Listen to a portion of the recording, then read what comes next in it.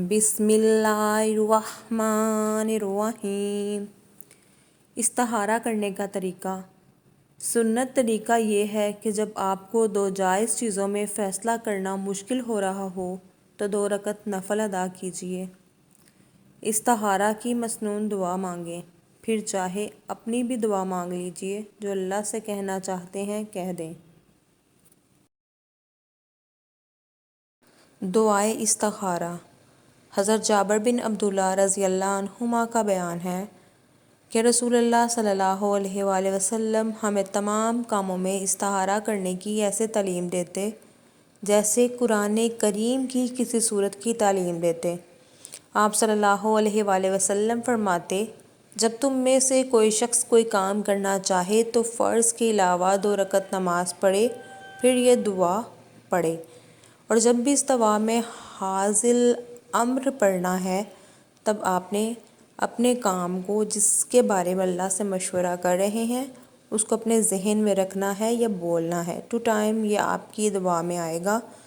دونوں دفعہ آپ نے حاصل الامر جب پڑھنا ہے تو اپنے کام کا نام لینا ہے، ٹھیک ہے؟ آئیے یہ دعا سیکھتے ہیں اور پڑھتے ہیں۔ بسم اللہ الرحمن الرحیم۔ اللہم انی استخیرک بعلمک واستقدرک بقدرتک واسألک من فضلک العظیم فإنک تقدر ولا اقدر وتعلم ولا أعلم وأنت علام الغیوب۔ اللہم ان کنت تعلم ان ھذا الامر خیر لی فی دینی ومعاشی وعاقبۃ امری فاقدرہ لی ویسرہ لی ثم بارک لی فیہ۔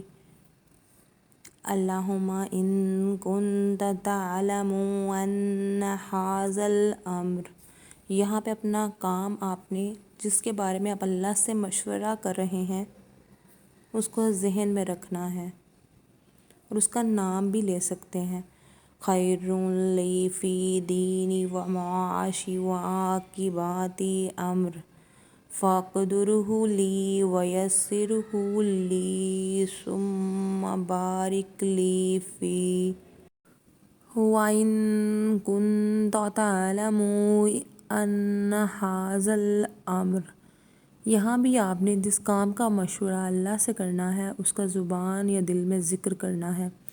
شر لی فی دینی ومعاشی وعاقبۃ امری فاصرفہ عنی واصرفنی عنہ واقدر لی الخیر حیث کان ثم ارزقنی بہ۔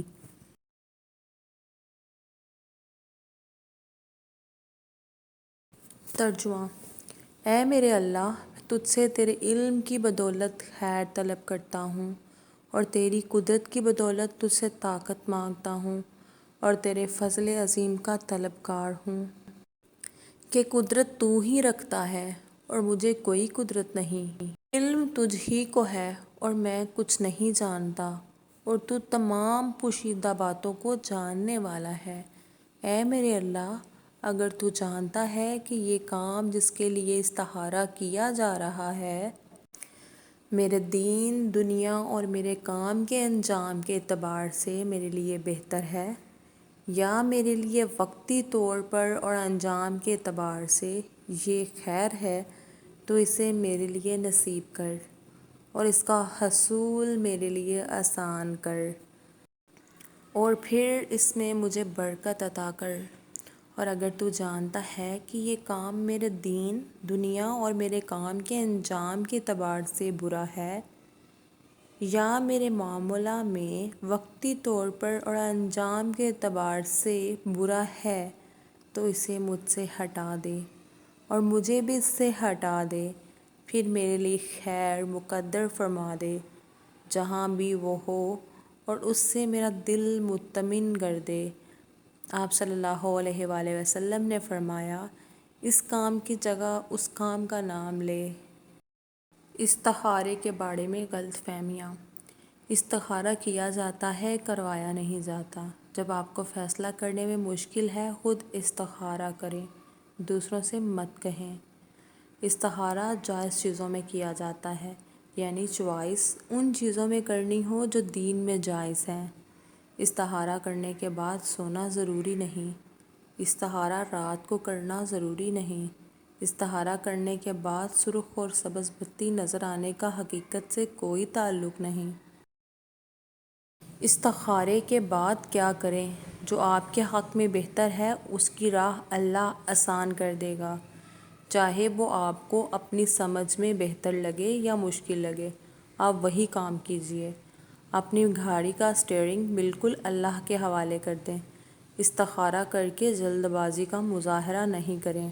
اللہ کے لیے راستے بنانا کچھ مشکل نہیں، سب اس کے ہاتھ میں ہے، ہر چیز پر اتھارٹی اسی کی ہے، اسی لیے جو نہیں ہو رہا زبردستی مت کریں۔ Thank you for watching my video. Stay blessed.